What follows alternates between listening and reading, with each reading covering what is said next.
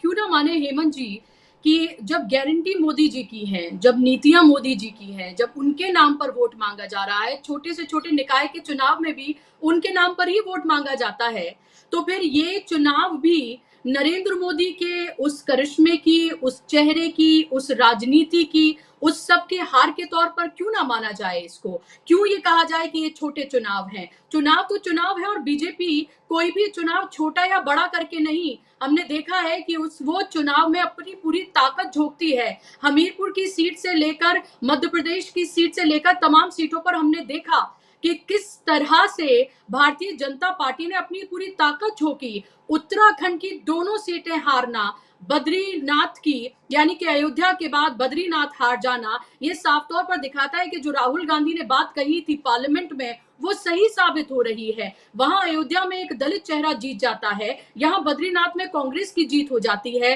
मंगलौर से एक मुस्लिम चेहरा जीत जाता है। तमाम विषम परिस्थितियों के बावजूद भी किस तरह से मुस्लिम वोटर्स को वोट डालने के लिए जो लोकतंत्र में उनका बेसिक अधिकार है, जो संविधान ने दिया है, वो तक भी करने के लिए उन्हें नहीं जाने दिया जा रहा था। किस तरह की अभद्र भाषा का इस्तेमाल पुलिसकर्मी इस्तेमाल करते हुए नजर आ रहे थे, उसके बावजूद भी लगभग 1449 वोटों से वो जीत जाते हैं। और जहां बीजेपी जीती भी है वहां पर भी आप ये देखिए कि वो कैसे जीती है। 1552 एक जगह और लगभग 3500 से एक जगह, वहां पर भी ये माना जा रहा था कि वो भी कांग्रेस के नेता थे, वो बीजेपी में शामिल हुए और फिर उसके बाद उनको टिकट दिया गया और वो जीत गए और आखिरी राउंड तक भी बहुत ज्यादा कश्मकश की स्थिति वहां पर थी और वहां सरकार भी उन्हीं की है। और ये माना जाता है कि उपचुनाव में तो जिसकी सरकार होती है राज्यों में उसकी अमूमन जीत होती है। तो ये जो नतीजे हैं आज के, ये क्या कहते हैं? देखिए बुशरा जी, जो पूरे का पूरा इस पे कुछ मैसेज है इस चुनाव के।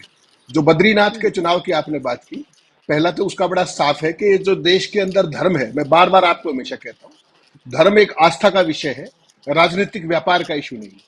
और भारतीय जनता पार्टी को यही सबक अयोध्या में मिला और वही सबक आज यहाँ पर बद्रीनाथ में मिल गया।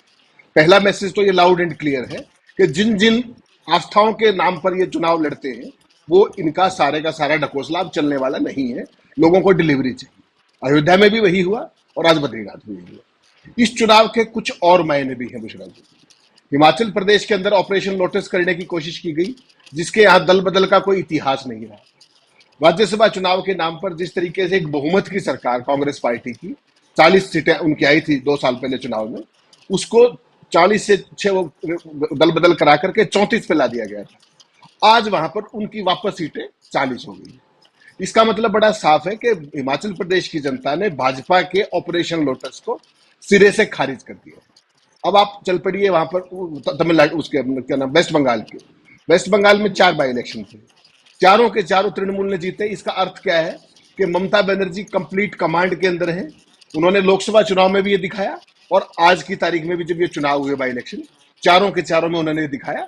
It shows her complete command. और भाजपा के जो सपने हैं वहां पर सत्ता हथियाने के, वो फिलहाल पूरे होने के कोई चांस नहीं है। ये वहां की चीज है। आम आदमी पार्टी एक सीट जीती है, अच्छे मार्जिन से जीती है पंजाब में, लेकिन उसको भी बहुत कुछ करना है, क्योंकि पार्लियामेंट में आपने देखा है अभी हाल में उसका क्या है शुरू हुआ है। जो सत्तारूढ़ पार्टी इतना जबरदस्त मैंडेट लेके आई थी, उसका पार्लियामेंट के अंदर जो हशर हुआ, जो कांग्रेस पार्टी को जितनी सीटें मिली, वो एक सारे का सारा वो पूरे के रुझान को दिखाता है। ये एक सीट जीती है, वो इसलिए जीती है कि क्योंकि एक तो रूलिंग पार्टी है आम आदमी पार्टी, लंबा समय बचा हुआ है चुनाव में भी, और मुख्यमंत्री खुद वहां कैंप कर रहे थे। खुद कैंप किया मुख्यमंत्री ने वहां पर, लगातार घर लेके किराए किराए के। ये सारी चीजें कुछ कह रही है। और ये क्या, उत्तराखंड का चुनाव खास तौर पर इंटरेस्टिंग है, जहां पर मेजोरिटी लेके आए थे ये। वहां के हारे हुए मुख्यमंत्री को भी इन्होंने दोबारा बनाया। अगर आपको याद हो, पुष्कर धामी चुनाव हार गए थे। उसके बाद जो मोदी का टिपिकल स्टाइल है कि हारे हुए मुख्यमंत्री को दोबारा बनाया, और वहां पर 2 बाई इलेक्शन में दोनों के दोनों हार गए। अगर आप 1 महीने 2 महीने पुरानी बात करें, पार्लियामेंट में चारों चुनाव जीते हैं, चारों सीट 5 सीट जो थी वो सारी की सारी जीती हैं उत्तराखंड में। लेकिन आज 2 बाई इलेक्शन हुए, दोनों हार गए। इसका मतलब क्या है? इसका एक मतलब बड़ा साफ है कि भारतीय जनता पार्टी नैरेटिव को लूज कर रही है। जो उसके अंडर द टेबल जो चीजें चलती हैं, उनको जनता नकार रही है। लेकिन एक और भी चीज है कि भारतीय जनता पार्टी सबक सीखने को भी तैयार नहीं। पार्लियामेंट के अंदर जिस तरीके से राहुल गांधी के बारे में पीएम ने जो कुछ कहा, और खासतौर पर हिंदुओं को हिंसक बताया मिस अप्रोप्रिएट करके, और वहां से भी वो बाज नहीं आ रहे हैं। अब आप कल की ताजा घटनाक्रम देखिए, देश के लोगों ने बता दिया कि हमें डिलीवरी चाहिए, हमें लफाजी और धर्म की दुकान नहीं चाहिए। ये उन्होंने साबित कर दिया इस बाई इलेक्शन में भी और हाल के पार्लियामेंट के इलेक्शन में भी। लेकिन बीजेपी क्यों बाज नहीं आ रही है? कल जो कुछ हुआ, जो कहा गया कि संविधान हत्या दिवस, इससे ज्यादा हिंसक कुछ हो सकता है क्या देश के संविधान के प्रति? पहली बात। दूसरी बात, इसको बिना डिफेंड किए अगर आप इसको खोल करके देखें आपके दर्शकों के लाभ के लिए, कि जो इमरजेंसी जो लागू की गई थी वो भी संविधान के प्रावधानों के तहत लागू की गई थी। यानी कि संविधान के प्रावधान में इमरजेंसी लागू करने का क्लॉज था, तभी तो लागू हुई वो। ठीक। उसके बाद चुनाव हुए भी, लेकिन इंदिरा गांधी में ये ईमानदारी तो थी कि उन्होंने इमरजेंसी ऑफिशियली लागू की। क्या प्रधानमंत्री जी 10 साल से शासन कर रहे हैं, वो इमरजेंसी का बदतरीन रूप नहीं है? तो उनके अंदर तो उसको लागू करने की भी हिमाकत नहीं है। और जिस इमरजेंसी को आरएसएस सपोर्ट करता था, अगर संविधान की तब हत्या हो गई थी तो नरेंद्र मोदी ने 3 बार क्या मृत संविधान की शपथ ली? क्या मृत संविधान की शपथ ली? पहला सवाल मेरा ये, शर्म आनी चाहिए भारतीय जनता पार्टी को संविधान के बारे में ये शब्द कहने के लिए। दूसरी बात, मृत संविधान की शपथ ली, मृत संविधान को ही माथे पे लगाया उन्होंने, ये था क्या? और तीसरी बात, क्या भारतीय जनता पार्टी तीसरी टर्म के अंदर भी संविधान के अवशेषों के साथ शासन कर रही है क्या? बताएं देश को, और नहीं बताएं तो माफी मांगे कि संविधान के बारे में इस तरह के हिंसक शब्द, जो वो उनकी तो मानसिकता है ही है, वो देश के अंदर ये थोप रहे हैं। गजट नोटिफिकेशन के अंदर इस तरह का आपत्तिजनक शब्द देश के उस कॉन्स्टिट्यूशन के प्रति आना जिसकी आप शपथ लेते हैं, ना केवल नरेंद्र मोदी बल्कि उसके सारे मुख्यमंत्री भी। और उसके बावजूद भारतीय जनता पार्टी की ये मानसिकता क्या दर्शाती है? ये उनका बौद्धिक दिवालियापन। और अगर सही मायनों में देखें तो देश में इस संविधान का सबसे बड़ा विरोधी कौन रहा है? 1947 से देख लीजिए आप, कब तक तिरंगे का प्रयोग किसने नहीं किया नागपुर के मुख्यालय पे? संविधान के तहत कौन रजिस्टर्ड नहीं है, ये भी जरा बता दें नरेंद्र मोदी जी। कौन से कानून के तहत आरएसएस रजिस्टर्ड है? बैन किसके ऊपर लगा था? अगर विरोधी दल इसी कनिष्ठ मानसिकता पर आएंगे, दूषित मानसिकता पर आएंगे, तो भारतीय जनता पार्टी के जैसे तमाम कारनामे हैं, जो अपना क्या नाम है, महात्मा गांधी जी की भी जो हत्या हुई थी, उसको भी किस रूप में मनाया जाता है? हत्या दिवस के रूप में नहीं मनाया जाता, जबकि पता है सबने किसने मारा था उनको। और ऐसी तमाम शर्मनाक चीजें भारतीय जनता पार्टी के साथ जुड़ी हुई है। कांग्रेस पार्टी ने या किसी और दल की सरकार के अंदर में रही, उन्होंने तो कभी माफी दिवस नहीं कहा, उन्होंने तो कोई हत्या दिवस नहीं मनाया, सांप्रदायिक सौहार्द की बात की, सामाजिक सौहार्द की बात की। ये क्या जता रहा है कि जब भारतीय जनता पार्टी के पास डिलीवरेबल्स नहीं बचे हैं, मुद्दे नहीं बचे हैं, उपलब्धियां नहीं बची हैं, एजेंडा नहीं बचा है, विजन नहीं बचा है, तो वो अपनी उसी हिंसक मानसिकता, क्रूर मानसिकता के तहत अब उन शब्दों को गजट नोटिफिकेशंस में भी लाने लगे। ये इस देश में इससे शर्मनाक काम ना कभी पहले हुआ और ना कोई आगे कर सकता है, जब तक उसकी मानसिकता बौद्धिक दिवालियेपन की स्थिति में ना चली गई। तो ये सारे देश की जनता समझ रही है। और एक चीज और देख लीजिए, सुप्रीम कोर्ट ने क्या कहा था? सुप्रीम कोर्ट ने आदेश किया था कि 30 सितंबर तक जम्मू कश्मीर में चुनाव कराइए, आदेश किया था। अभी तक कोई तैयारी आपको दिखती है क्या? और ऊपर से हिंसक घटनाएं वहां पर बढ़ रही हैं। और ये वही जम्मू कश्मीर है जिस कश्मीर की 3 सीटों पर भारतीय जनता पार्टी की हिम्मत नहीं हुई कि लोकसभा में कैंडिडेट भी खड़ा कर दे, और मीडिया ने इस बात को हमेशा देश की जनता से छुपाया। आज वहां पर जो हिंसक घटनाएं हो रही है, क्या भारतीय जनता पार्टी उनकी आड़ लेकर के चुनाव को तो नहीं टाल देगी, या उस लैंड ऑर्डर की स्थिति को, जो भी सीमा पार से है, जहां से भी है, उसको कंट्रोल करेगी? ये सारी चीजें कुछ कहती हैं, और वो कहती ये है कि जिस कश्मीर के नाम पर देश को बरगला के आप वोट मांगते हैं, उस कश्मीर में आपकी चुनाव कराने की हिम्मत नहीं है। पूरे देश में तो आप छाती पीटते हैं कश्मीर में सब कुछ सुधर गया। अगर सुधर गया तो चुनाव क्यों नहीं करवा दिया? लोकसभा के साथ क्यों नहीं करवा दिया? उसके बाद क्यों नहीं करा दिया? Deadline is coming. तो ये सारी चीजें देश की जनता देख रही है बहुत बारीकी से, और इनका हिसाब होना भी शुरू हो गया है। उत्तराखंड के अंदर दोनों सीटों का हारना कुछ कह रहा है, हिमाचल प्रदेश के अंदर ऑपरेशन लोटस का मिजरेबली फेल होना कुछ कह रहा है, और वो ये कह रहा है कि भारतीय जनता पार्टी आप शर्म कीजिए, अगर अब भी नहीं करते हैं तो इसके फॉलोआउट्स अगले जो अक्टूबर में चुनाव होंगे हरियाणा, महाराष्ट्र और झारखंड में, वो आपको दिखेंगे। तब तो आपने हेमंत सोरेन को अंदर करके सीटें थी ही वहां पर, अब तो वो बाहर आ गए। और आपने जो आरोप लगाए थे ईडी के, उनको हाईकोर्ट ने ध्वस्त कर दिया है। तो अब आप क्या करेंगे? तो इस तरह की चीजों के प्रति भाजपा को अल्टीमेटली मुद्दों पर आना होगा, जो विपक्ष के सवाल है उनका जवाब देना होगा, जनता की चिंताओं को दूर करना होगा, जनता को डिलीवरी देनी होगी। ये धार्मिक अंधवाद, लफाजी, हत्या दिवस, they are not going to help BJP, they will further expose it and expose it to a point of no return.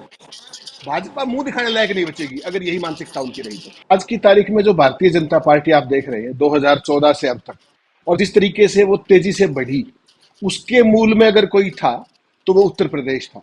अगर उत्तर प्रदेश से उनको तब अप्रत्याशित बहुमत 14 और 19 में नहीं मिला होता, तो ना तो नरेंद्र मोदी वो होते जो वो आज है, और ना वो भाजपा होती जो वो भाजपा आज है। तो जिस प्रदेश से उनकी प्रगति यात्रा शुरू हुई एक तरीके से, उसी प्रदेश से उनका एक तरीके से अवनति की यात्रा शुरू हो चुकी है इस पार्लियामेंट चुनाव के अंदर। और यही कारण है, अब इसे आपके शो खत्म होती है, अगले चैनल पे जब मैंने जाना है तो उसका स्लग ही ये है कि क्या उत्तर प्रदेश में योगी की उल्टी गिनती शुरू हो गई है। स्लग है ये।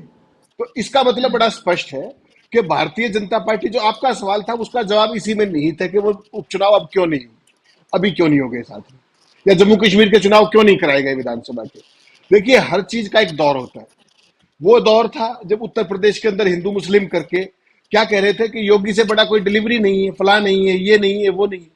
अगर वो सब इतना अच्छा था तो उत्तर प्रदेश लोकसभा में ये क्या हुआ, क्या कल्पना की थी? तो हम सब तो कह रहे थे कि उत्तर प्रदेश में ये होगा, लेकिन मोदी और उनकी टीम ने तो कभी नहीं माना, सब कहते थे।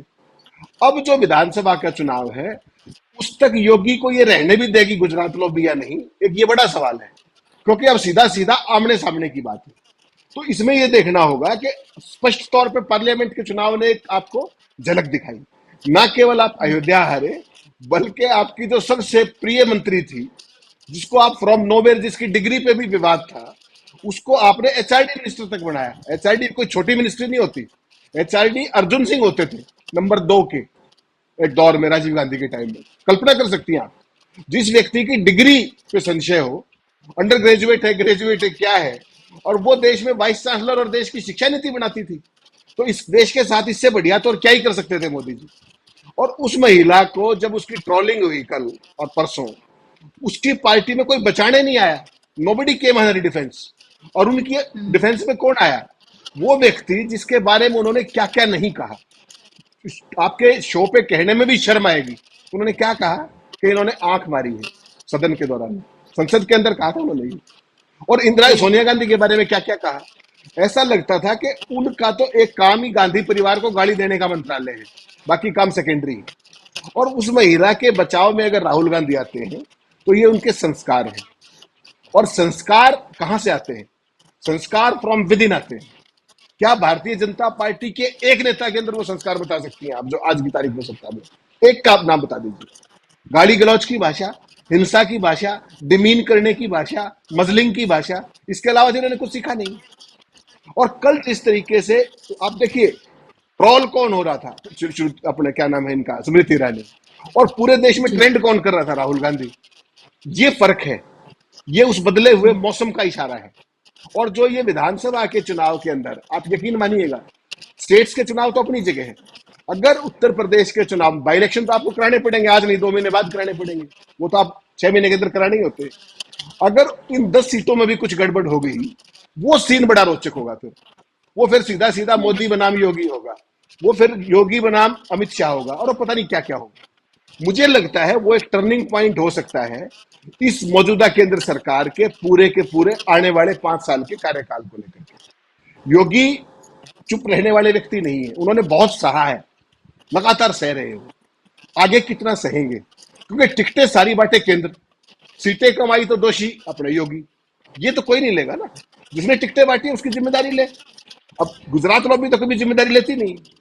ये सारी चीजें आने वाले एक वक्त की तरफ इशारा कर रही है, और वो वक्त ये है कि भारतीय जनता पार्टी की इंटरनल कंट्राडिक्शंस बहुत तेजी से बाहर आएंगी। वो चुप इसलिए हैं कि मोदी बिना बीजेपी संसदीय दल की मीटिंग के चुपचाप एनडीए संसदीय दल की मीटिंग के जरिए प्रधानमंत्री बन गए। वो मीटिंग क्यों नहीं हुई? क्या किसी आरएसएस ने पूछा क्या? बीजेपी में किसी ने आवाज उठाई क्या? वो बीच का रास्ता क्यों निकाला गया? उस चीज से ही बचने के लिए कि कोई कंट्राडिक्शन बाहर ना आ जाए, कोई बोल ना पड़े। और वो लोग कब तक चुप रहेंगे? अगर विधानसभा के चुनाव जो उपचुनाव होने हैं उसमें वो स्थिति अगर यूपी में होगी, फिर क्या करेंगे आप? फिर तो वही बगावत की सुराएंगे बात। और वो जब सुराएंगे, और मोदी की और शाह की तो वो सुनने की आदत नहीं। वो कितने दिन से डेस्परेट हैं योगी को निपटाने में, नहीं निपटा पाए। पहले भी उन्होंने कोशिश की, वो योगी को बनाना भी नहीं चाहते थे। और आपको ध्यान होगा, मनोज सिन्हा तो बनारस जाके सलामी ले ली थी उन्होंने।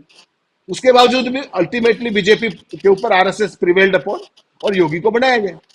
तो बहुत सारी चीजें ऐसी हैं जो इस बार मोदी की जो हाँकने की जो नीति है या उनका जो कार्यशैली है, वो इस बार काम नहीं करने वाली है। ये वो समझ रहे हैं, इसीलिए साइड स्टेप कर रहे हैं। बीजेपी संसदीय दल की मीटिंग नहीं, एनडीए संसदीय दल की मीटिंग के नेता बन गए। लेकिन ये सब चले, कभी ना कभी तो कंट्राडिक्शंस बाहर आएंगी।